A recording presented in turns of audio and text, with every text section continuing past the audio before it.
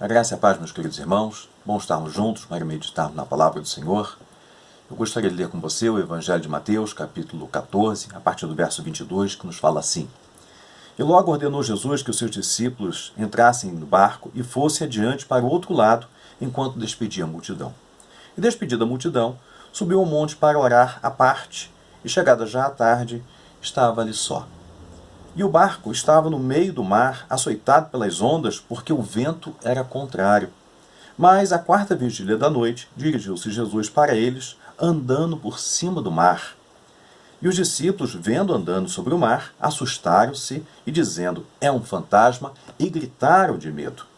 E Jesus, porém, falou-lhes logo, dizendo, tende bom ânimo, sou eu, não temais. Esse texto nos mostra algumas coisas interessantes. A primeira delas é que a gente observa que esse milagre de Jesus andando sobre o mar ocorre após a multiplicação dos pães e dos peixes.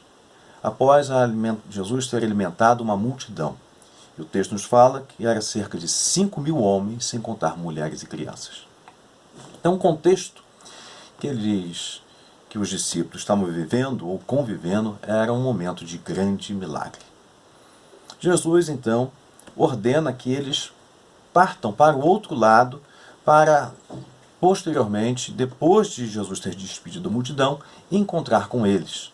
Lá em João capítulo 6, nos fala que aquela multidão, depois de despedida, foi ao encontro de Jesus mais uma vez por causa da multiplicação dos pães e dos peixes. Mas não encontraram Jesus, encontraram somente um barco.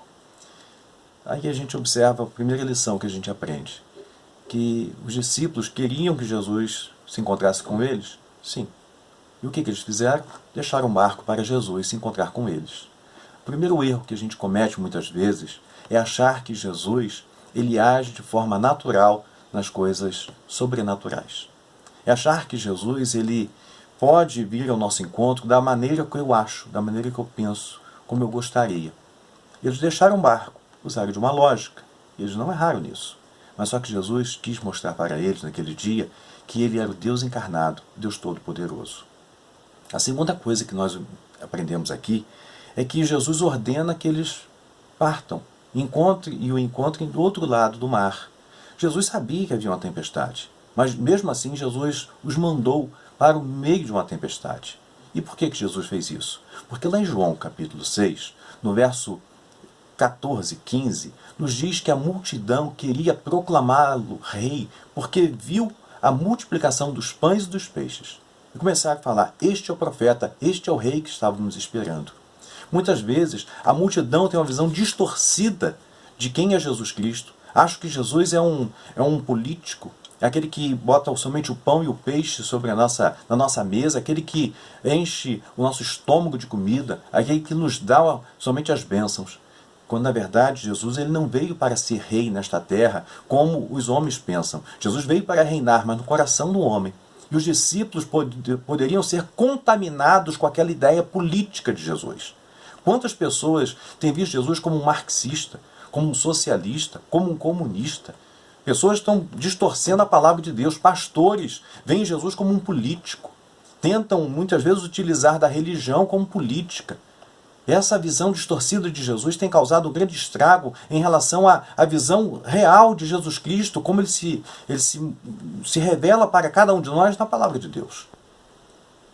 Uma outra coisa que nós observamos é que quando Jesus vai ao encontro daqueles homens, o medo, o pavor tinha tomado o coração deles, porque o vento era contrário.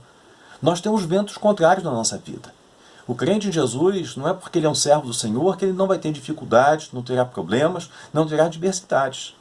Mas o Senhor muitas vezes nos envia para o meio do mar, para o vento contrário, porque Ele quer se revelar a nós, Ele quer se mostrar como na verdade Ele é. Não como nós pensamos, não como nós imaginamos. Muitas vezes um ser político, um ser que multiplica pães e peixes, alguém que só sustenta, alguém limitado às adversidades ou às situações somente desta terra, como aquele que não tem todo o poder para sustentar, para desfazer todo o mal. Aquilo que causava o pânico, o pavor, o medo ao coração dos discípulos naquele dia, naquela noite em particular, Jesus estava andando por cima. O mar era tenebroso, estava entrando, as águas estavam entrando no mar, no barco, melhor dizendo, eles estavam quase afundando, a situação era desastrosa, o vento era contrário, eles não tinham como chegar do outro lado. Era mais de 3 horas da manhã, porque era na 4ª vigília da noite. A situação parecia ser sem controle. Mas aquilo que os discípulos pensavam que não tinha mais jeito, Jesus vai ao encontro deles, andando por cima do mar, de forma tranquila. Não quero dizer para você que o vento contrário vem, mas Jesus está vindo ao nosso encontro, ainda que seja na 4ª vigília da noite. Uma outra coisa que nós observamos nesse texto é que quando eles estavam apavorados, o pavor distorce a visão de Jesus Cristo, ou em relação a Jesus. Nós passamos a ver Jesus de forma diferente. Eles viram Jesus como um fantasma. O medo, o pavor distorce a nossa visão de quem é Jesus Cristo. Tem gente que olha Jesus como um ser limitado, prega que Jesus é o Todo-Poderoso, que é o soberano, mas na hora da adversidade vê em Jesus como um fantasma, como alguém que veio para causar ainda mais dano e não para resolver o problema. Aqui nós encontramos os discípulos assustados, angustiados, e vendo coisas que, na verdade, eram a distorção de uma visão errada. Eles achavam que existiam fantasmas, que seres, homens que haviam certamente morrido naquele mar, estavam ali, eram seres desencarnados andando sobre as águas. Quero dizer para você que fantasma não existe. E tem muita gente com medo de fantasma. Gente que tem medo de que alguém puxe o seu pé durante a madrugada, porque são pessoas que morreram e não foram recebidos nem no céu nem no inferno. São almas que estão vagando sobre essa terra. Isso é visão distorcida. A gente não pode ter uma visão distorcida de Deus. Mas o medo apavora de tal maneira que a gente passa a olhar Jesus de forma errada.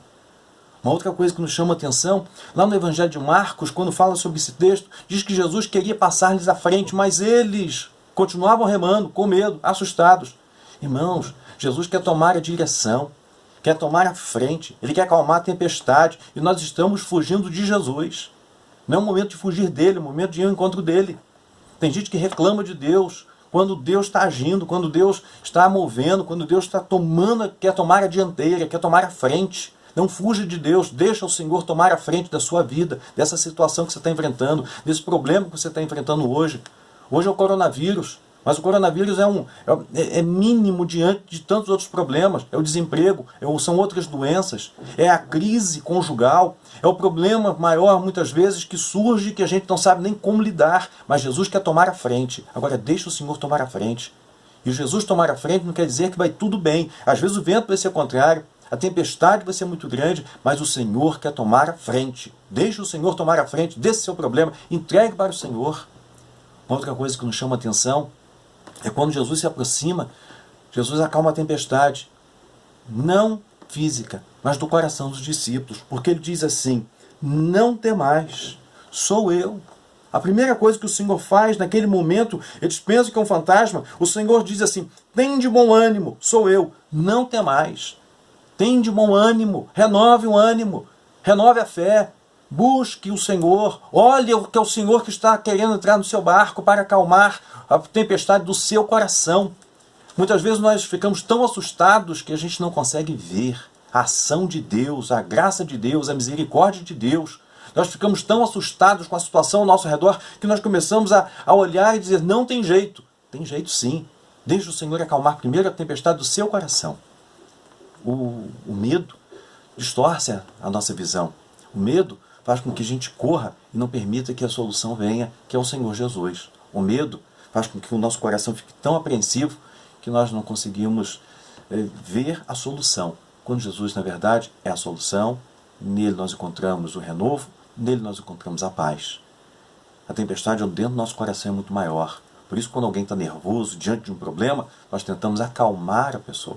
Porque a pessoa calma tem a mente controlada para ver a real situação. É isso que Jesus queria mostrar para eles. Vejam a atual situação. Sou eu estou aqui. Eu quero entrar no barco, eu quero solucionar esse problema. E quando Jesus entra no barco, acalma a tempestade. E ele chega do outro lado. É isso que Jesus quer fazer. Mas ele quer se revelar como ele é. Ele quer que você encontre e veja ele como ele na verdade ele é. Ele não é um Deus limitado, pequeno, impotente, incapaz. Ele é um Deus todo-poderoso. Não é um coronavírus, não é a adversidade ao nosso redor, as notícias, né, que vamos perder o emprego, que não vamos ter dinheiro, vai ter um colapso mundial. Meu Deus, o que vai ser? Deus está no controle. Deus continua no controle. O céu não é aqui. O céu é onde o Senhor está. Acalma o teu coração, em nome de Jesus. Acalma o teu coração. Deixa o Espírito Santo entrar na sua vida. Quando nós estamos assustados, angustiados, nervosos, geralmente as pessoas dizem, respira, respira. A Bíblia nos fala que o Espírito Santo, segundo nós encontramos no texto sagrado, o texto original é pneuma, é vento, é sopro, é ruach, como diz lá no Antigo Testamento. É o vento de Deus. Respira, permita que o Espírito Santo renovar seu coração nesse momento. Acalma, confia, espera nele. Não é momento de desespero, é momento de esperança. A tempestade é grande, mas nós vamos chegar do outro lado porque o Senhor prometeu. Então acalma o seu coração nesse momento, em nome de Jesus. Deixa o Espírito Santo mover seu coração, para que caia dos seus olhos essas escamas que te impedem de ver Jesus como na verdade Ele é, o Todo-Poderoso, o Deus que age, que opera maravilhas e que faz o extraordinário da nossa vida. Amém?